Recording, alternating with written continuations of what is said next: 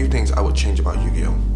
Now, I've played this game since 2004 when it first came out. I was obsessed with it. I dropped Pokemon for it hard like a bad habit. Like, when I mean I dropped Pokemon hard, I gave away my entire collection. We're talking about First Ed, Charizard, Blastoise, Venusaur, you know the words. Because my mom made me choose between the two.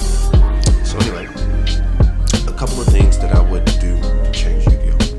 And as controversial as some of this is going to sound, I know some of you are going to get mad. Some people might like it. And some of these ideas are not mine. I'm going to be honest with you. I played other trading card games, and one of the things that I realized is some of the solutions that would benefit other games, they borrow from Yu-Gi-Oh, but Yu-Gi-Oh does not, like Konami does not borrow any ideas from other games, and it's really hurting them, and it's really hurting the community at a competitive level. Now, you're playing at home or your kitchen table, you might not have this issue, you'd make it, balance or whatever, but these are the things that I would change if I was in charge at Konami, and I could change up Yu-Gi-Oh for the better, competitively, mind you, competitively. This is what I would do. So, I would combine the OCG and TCG tournament structure and product lines. Now, I understand a lot of people are like, oh, you can't do that, how? Now, mind you, I understand there's a printing difference between TCG and OCG. I would leave that alone. So, when it comes to that, I would make sets come out at the same time. I would purposely catch the TCG up to the OCG.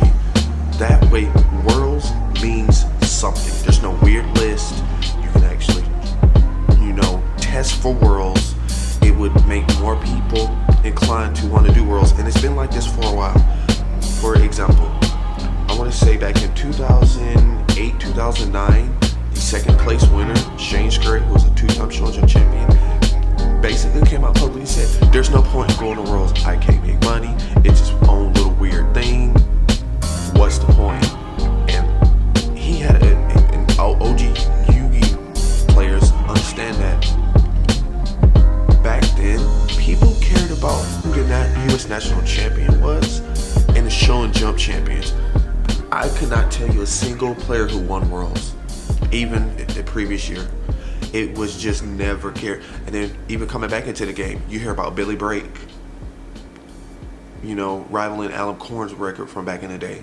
You didn't hear about, oh, this person won Worlds. It's not like, watching the Bulls win the championship for the first time ever, or Kobe and Shaq win the first time ever.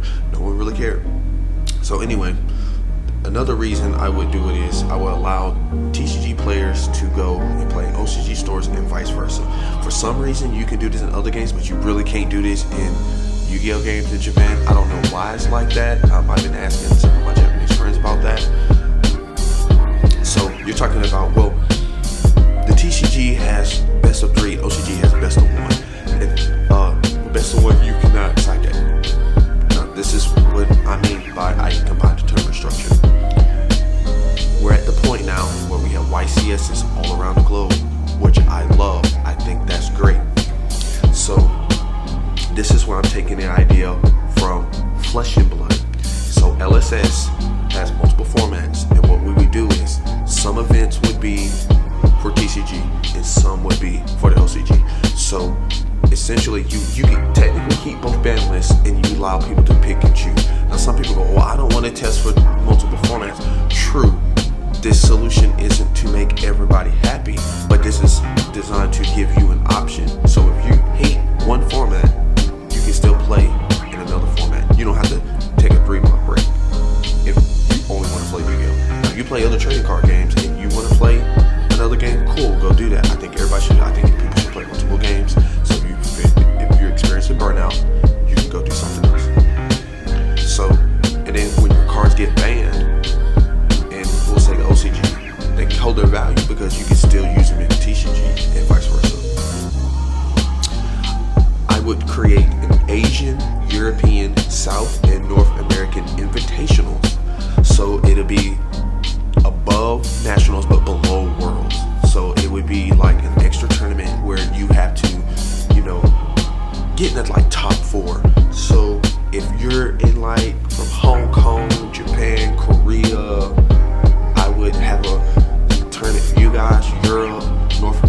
South America. I would do one for Oceania, and I would put Australia with, you know, the Southern Pacific nations.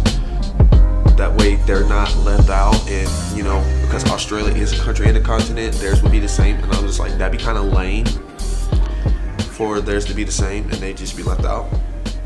And then, you know, you would have another tournament structure. So then it would be like, oh, the U.S. champion is playing against the Asian champion, you know. I would have common charity championships at local game stores. And, you know, a lot of people are like, oh, that's stupid. Hear me out. The reason I would do that is when new players want to get in, the bar is really low money-wise. That way you can build a whole bunch of extra decks. You and your, you know, you can get new people in. You don't have to worry about someone stealing a deck that's like $5. Like, who's really gonna want to go to jail for $5? And then if it will make some comments actually slightly go up in price. You see this in Magic the Gathering all the time. Oh, this uncommon that was 5 cents 15 years ago is now $6. And you're like, well, that's not much of a gap. But when you think about how many copies of a common and uncommon that you got, you just came into some moolah. You can probably trade it in for something more expensive.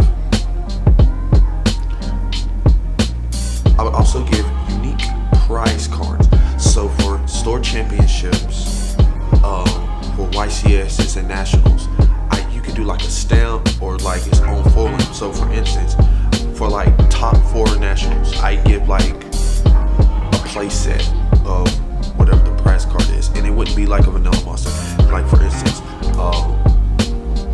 you can get like Phantasme or Allure of Darkness, and it'll say the year the national championship. So then if you wanted to sell it or trade it to collectors, you can get some monetary value. So you get, you know, buy more plane tickets, hotel rooms, gas, or buy more boxes of cards. That way we get like a better circuit of currency going out for the community.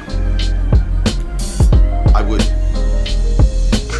recreate the anime with all the main protagonists from all the seasons battling for supremacy.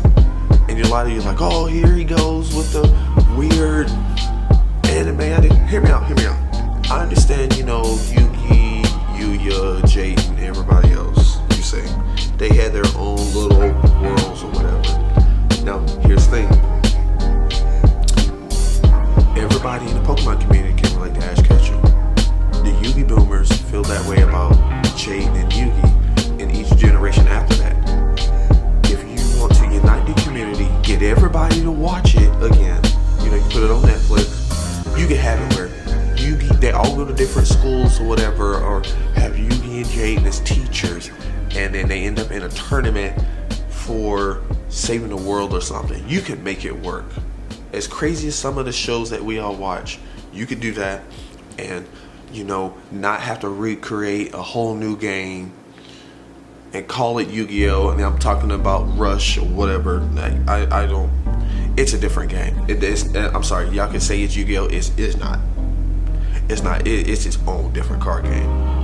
I've seen people, you know, create their own ideas and have almost the exact same rules. And I'm like, okay, Konami, who'd you pay off to do this?